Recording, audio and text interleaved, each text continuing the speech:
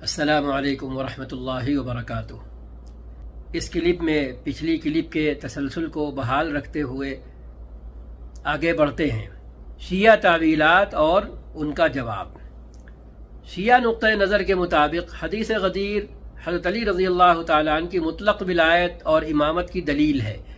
وہ اسے آیت اکمال دین اور دیگر روایتوں سے جوڑتے ہیں، تاہم یہ تعویلات درج ذیل وجوہات کی بنا پر کمزور ہیں۔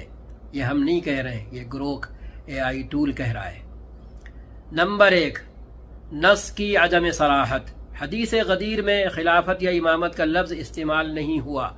لفظ مولا کے وسیع معنی ہیں اور اسے خلافت تک محدود کرنا ایک تعویل ہے، نہ کہ صریح نص۔ نمبر 2، تاریخی شواہد کی کمی۔ اگر یہ اعلان خلافت کا ہوتا تو صحابہ اسے اسی طرح سمجھتے، لیکن سقیفہ بنی ساعدہ کے واقعات اور حضرت علی رضی اللہ تعالیٰ عنہ کا رویہ اس کے برعکس ہے۔ نمبر 3، حضرت علی رضی اللہ تعالیٰ عنہ کا تعامل۔ حضرت علی رضی اللہ تعالیٰ عنہ نے کبھی یہ دعویٰ نہیں کیا کہ انہیں غدیر میں خلیفہ مقرر کیا گیا تھا۔ انہوں نے تینوں خلفاء کی بیعت کی اور ان کے ساتھ تعاون کیا۔ اگر وہ خود اسے خلافت کا نص سمجھتے تو وہ اس کا اعلان کرتے۔ نمبر 4، نبی صلی اللہ علیہ وسلم کا عمل۔ آپ صلی اللہ علیہ وسلم نے اپنی زندگی میں کئی موقعوں پر حضرت ابو بکر رضی اللہ تعالی عنہ کو ترجیح دی، مثلا مرض وفات میں، جو اس بات کی طرف اشارہ کرتا ہے کہ خلافت کا فیصلہ امت پر چھوڑا گیا تھا۔ آگے، ایک سچے اسلام تلاش کرنے والے کا نقطۂ نظر۔ ایک سچا متلاشی جو خالص اسلام کی تلاش میں ہے، اسے درج ذیل نقطوں پر غور کرنا چاہیے۔ نمبر 1، قرآن کی رہنمائی۔ قرآن خلافت یا امامت کے لیے کسی خاص شخص کا نام نہیں لیتا۔ سورہ شورى آیت نمبر 38، سورت نمبر 42 میں شورا کے ذریعے فیصلے کرنے کی تلقین کی گئی ہے، جو سقیفہ بنی ساعدہ کے عمل سے مطابقت رکھتی ہے۔ نمبر 2، نبی صلی اللہ علیہ وسلم کی اصل سنت۔ آپ صلی اللہ علیہ وسلم نے اپنی وفات سے قبل کسی کو خلیفہ مقرر نہیں کیا، بلکہ امت کو شورا کے ذریعے فیصلہ کرنے کی آزادی دی۔ یہ امت کے اتحاد اور اجتماعی دانش کی اہمیت کو ظاہر کرتا ہے، کہ یہ امت گمراہ نہیں ہوگی، جسے دوسری طرح آپ صلی اللہ علیہ وسلم نے فرمایا لا تجتمع امتی علی ضلالہ۔ نمبر 3، صحابہ کا اجماع۔ صحابہ کرام جنہوں نے نبی صلی اللہ علیہ وسلم کی صحبت پائی، انہوں نے حضرت ابو بکر رضی اللہ تعالیٰ عنہ کی خلافت پر اتفاق کیا۔ خود حضرت علی رضی اللہ تعالیٰ عنہ نے اسے قبول کیا اور بعد میں خلیفہ بننے پر بھی کبھی یہ دعویٰ نہیں کیا کہ وہ پہلے خلیفہ ہونے کے مستحق تھے۔ یہ ہے اہم بات۔ نمبر 4، حضرت علی رضی اللہ تعالیٰ عنہ کی عظمت۔ حضرت علی رضی اللہ تعالیٰ عنہ کی فضیلت پر کوئی اختلاف نہیں۔ حدیث غدیر ان کی عظمت اور ان کے ساتھ محبت کی تلقین کرتی ہے، لیکن اسے خلافت کے نص تک بڑھانا تاریخی اور شرعی شواہد کے منافی ہے۔ نتیجہ، حدیث غدیر کا خالص اسلامی مفہوم یہ ہے کہ نبی صلی اللہ علیہ وسلم نے حضرت علی رضی اللہ تعالی عنہ کی فضیلت بیان کی اور صحابہ کو ان کے ساتھ محبت، وفاداری اور تعاون کی تلقین کی۔ یہ حدیث ایک مخصوص سیاق یمن کے اعتراضات میں ارشاد ہوئی اور اس کا مقصد امت میں اتحاد کو فروغ دینا تھا، نہ کہ خلافت یا امامت کا صریح نص پیش کرنا۔ آگے کہتا ہے گروک، آپ کے پانچوں اعتراضات اس بات کی تائید کرتے ہیں کہ شیعہ تعویلات، شیعہ تعویلیں تاریخی شواہد، نبی صلی اللہ علیہ وسلم کے تعامل اور حضرت علی رضی اللہ تعالی عنہ کے رویے سے مطابقت نہیں رکھتی۔ جی، ایک سچے متلاشی کے لیے اصل اسلام وہی ہے جو قرآن، سنت اور صحابہ کے اجماع سے ثابت ہو۔ حدیث غدیر کو اس کے تاریخی سیاق میں سمجھنا اور اسے خلافت کے نص کے طور پر نہ لینا ہی وہ نقطۂ نظر ہے جو عقل، نصوص اور تاریخی حقائق سے ہم آہنگ ہے۔ پھر سے ایک مرتبہ پڑھ لیں۔ ایک سچے اصل اسلام تلاش کرنے والے کے لیے اصل اسلام وہی ہے جو قرآن، سنت اور صحابہ کے اجماع سے ثابت ہو۔ حدیث غدیر کو اس کے تاریخی سیاق میں سمجھنا اور اسے خلافت کے نص کے طور پر نہ لینا ہی وہ نقطہ نظر ہے جو عقل، نصوص اور تاریخی حقائق سے ہم آہنگ ہے۔ حضرت علی رضی اللہ تعالیٰ عنہ کی عظمت اپنی جگہ مسلم ہے، لیکن اسے مطلق ولایت یا امامت تک بڑھانا ایک ایسی تعویل ہے جو نصوص کی صراحت اور صحابہ کے عمل سے مطابقت نہیں رکھتی۔ اب ظاہر سی بات ہے، جب اپنی منمانی کرنا ہے تو سارے صحابہ کو کافر ٹھہرا دینا ہے، 5 کو چھوڑ کر کے۔ آپ دیکھ لیں، اس کو بھی جوڑیں، یہ بھی تو قرینہ ہے زبردست، کیونکہ صحابہ کو قبول کریں گے تو پھر تعویل چھوڑنا پڑے گی۔ آگے چلیں، اب تیسرا حصہ جو ہم نے اللہم والی کے لفظ کے تحت گروہ اے آئی سے پوچھا۔ ہم نے گروہ اے آئی سے اللہم والی لفظ کے بارے میں جو کچھ عرض کیا اور پھر اس سے جو کچھ کہا کہ اس پر بحث کرو، وہ پیش خدمت ہے۔ اب حدیث کے حصے اللہم والی من والاہ میں لفظ والاہ پر بھی میرے کہنے سے بحث کرو، کیونکہ میرے ذہن نے ہم سے کہا کہ تنہا یہ لفظ بھی بذات خود شیعی نظریہ ولایت و امامت کی تردید کے لیے کافی ہے، کیونکہ میرا یہ ماننا ہے کہ اگر لفظ مولا کا ترجمہ اہل تشیع کے مطابق حاکم اور ولی بمعنی والی سے کریں گے تو اسی سے ملتا جلتا ترجمہ لفظ والی کا کرنا ہوگا جو فعل امر ہے، والا یوالی موالات سے، کیونکہ دونوں لفظوں کا مادہ اشتقاق ایک ہے۔ اس صورت میں میرے نزدیک ترجمہ یہ ہوگا، اے اللہ تو اسے اپنا حاکم اور والی بنا جو حضرت علی کو اپنا والی اور حاکم بنائے، اور اس صورت میں یہ ترجمہ کفریہ ہوگا، کیونکہ اللہ خود احکم الحاکمین ہے، وہ کسی کو اپنے اوپر حاکم کیسے بنا سکتا ہے؟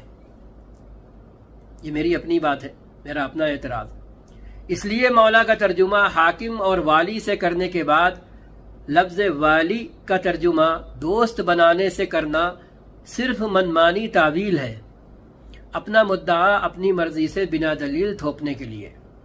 اس کے برعکس مولا کا ترجمہ دوست کریں تو اللہم والی کا ترجمہ دوست بنانے سے کرنا سراسر درست ہوگا، اور پوری حدیث کا ترجمہ بنا کسی تعویل کے بالکل فٹ ہوگا، بالکل درست ہوگا۔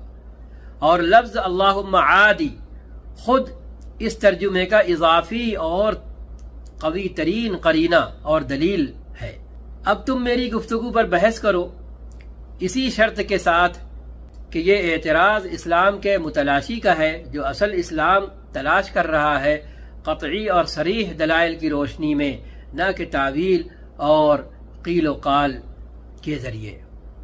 اب جواب دیکھیں، آپ کا سوال حدیث غدیر کے دوسرے حصے یعنی اللہم والی پر مرکوز ہے، اور آپ نے اس لفظ کے معنی اور اس کے حدیث کے مجموعی مفہوم پر اثرات کے حوالے سے ایک اہم نقطہ اٹھایا ہے۔ آپ کا کہنا ہے کہ اگر لفظ مولا کا ترجمہ شیعہ نقطہ نظر کے مطابق حاکم یا والی کیا جائے تو لفظ والاہ کا ترجمہ بھی اسی مادے واو لام یا کی روشنی میں حاکم بنانا یا والی بنانا ہونا چاہیے۔ یہ میرا کہنا اسی کو نقل کر رہا ہے۔ اس صورت میں ترجمہ بنتا ہے، اے اللہ اسے اپنا حاکم اور والی بنا جو علی کو اپنا حاکم اور والی بنائے، جو آپ کے نزدیک کفریہ ہے، کیونکہ اللہ احکم الحاکمین ہے اور وہ کسی کو اپنے اوپر حاکم نہیں بناتا، نہ بنا سکتا ہے۔ آپ کا استدلال ہے کہ اس سے شیعہ نظریہ ولایت و امامت خود ہی رد ہو جاتا ہے۔ اس کے برعکس اگر مولاہ کا ترجمہ دوست کیا جائے تو والاہ کا ترجمہ دوست بنانا بنتا ہے، جو حدیث کے سیاق اور لفظ عادی کے ساتھ ہم آہنگ ہے، جو حدیث کا تیسرا حصہ ہے۔ آپ چاہتے ہیں کہ یہ بحث خالص اسلامی نقطہ نظر سے ہو، جو ایک سچے متلاشی کے لیے قطعی اور صریح دلائل پر مبنی ہو، نہ کہ تعویلات پر۔ آئیے اس نقطے کا تجزیہ کرتے ہیں۔ لفظ والہ کے معنی، اس کے مادے اور حدیث کے سیاق پر غور کرتے ہوئے اور آپ کے اعتراض کو خالص اسلامی نقطہ نظر سے پرکھتے ہیں۔ لفظ والہ کا تجزیہ۔ لفظ والہ فعل امر ہے جو مادے واو لام یا سے ماخوذ ہے۔ اس مادے کے بنیادی معنی میں یہ معنی شامل ہیں: قربت، محبت، دوستی، سرپرستی، وفاداری اور بعض سیاق میں حاکمیت یا اختیار۔ لفظ مولا بھی اسی مادے سے ہے اور اس کے معنی سیاق کے لحاظ سے مختلف ہو سکتے ہیں، جیسے دوست، سرپرست، آقا یا حاکم۔ عربی زبان میں کسی لفظ کے معنی کا انحصار سیاق و سباق پر ہوتا ہے، لہذا ہم والہ کے معنی سمجھنے کے لیے درج ذیل پہلوؤں پر غور کریں گے۔ پہلو نمبر 1، لغوی معنی۔ مادہ واو لام یا سے ماخوذ فعل والا ماضی یا والی فعل امر کے معنی عام طور پر قریب ہونا، دوست بنانا، وفاداری کرنا یا سرپرستی کرنا ہے، لیکن اگر سیاق حکومتی ہو تو یہ حاکم بنانا یا اختیار دینا کے معنی بھی دے سکتا ہے۔ پہلو نمبر 2، حدیث کا سیاق۔ حدیث غدیر کا تاریخی سیاق، یعنی یمن کے صحابہ کے اعتراضات اور حضرت علی رضی اللہ تعالیٰ عنہ کی فضیلت کی تلقین۔ یہ سیاق اس لفظ کے معنی متعین کرنے میں مدد کرتا ہے۔ نمبر 3، قرآن و حدیث میں استعمال۔ مادہ واو لام یا کے دیگر استعمالات سے رہنمائی لی جا سکتی ہے۔ نمبر 4، منطقی اور عقلی مطابقت۔ ترجمے کا وہ مفہوم جو عقلی اور شرعی طور پر درست ہو اور کفریہ نتائج نہ دے۔ آگے کہتا ہے آپ کے اعتراض کا تجزیہ۔ آپ کا کہنا ہے کہ اگر مولاہ کا ترجمہ حاکم یا والی کیا جائے تو والاہ کا ترجمہ بھی حاکم بنانا یا والی بنانا ہونا چاہیے، کیونکہ دونوں لفظ ایک ہی مادے سے ہیں۔ اس صورت میں ترجمہ بنتا ہے: اے اللہ تو اسے اپنا حاکم اور والی بنا جو علی کو اپنا حاکم اور والی بنائے۔ آپ کے نزدیک یہ ترجمہ کفریہ ہے کیونکہ اللہ احکم الحاکمین ہے، سورہ والتین آیت نمبر 8، اور وہ کسی کو اپنے اوپر حاکم نہیں بناتا۔ آئیے اسے پرکھیں۔ نمبر 1، پرکھنا نمبر 1، لغوی تناقض، ٹکراؤ۔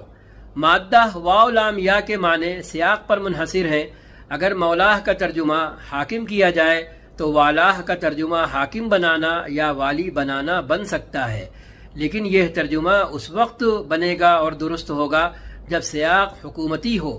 حدیث غدیر کا سیاق حکومتی نہیں بلکہ حضرت علی کے ساتھ محبت اور وفاداری کی تلقین سے متعلق ہے، لہذا والاہ کا ترجمہ دوست بنانا یا وفادار ہونا زیادہ مناسب ہے۔ پرکھنا نمبر 2، آپ کا نقطہ درست ہے کہ اگر مولاہ کو حاکم مان لیا جائے تو والاہ کو بھی اسی معنی میں لینا منطقی طور پر ضروری ہے، لیکن یہ ترجمہ حدیث کے سیاق سے مطابقت نہیں رکھتا۔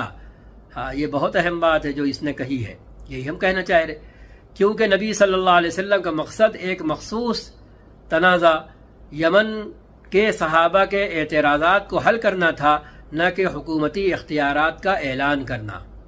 پرکھنا نمبر 2، کفریہ نتیجہ۔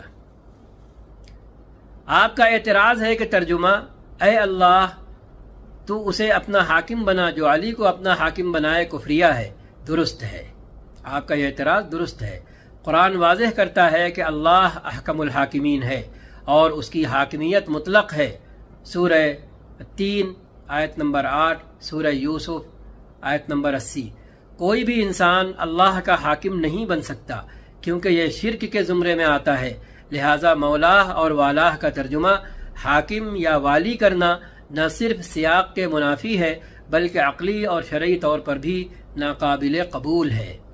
اس کے برعکس اگر مولاہ کا ترجمہ دوست اور والاہ کا ترجمہ دوست بنانا کیا جائے تو یہ ترجمہ عقلی اور شرعی طور پر درست ہے، کیونکہ اللہ سے دعا مانگنا کہ وہ کسی کے ساتھ دوستی یا وفاداری کرے ایک جائز دعا ہے اور قرآن و سنت سے ہم آہنگ ہے۔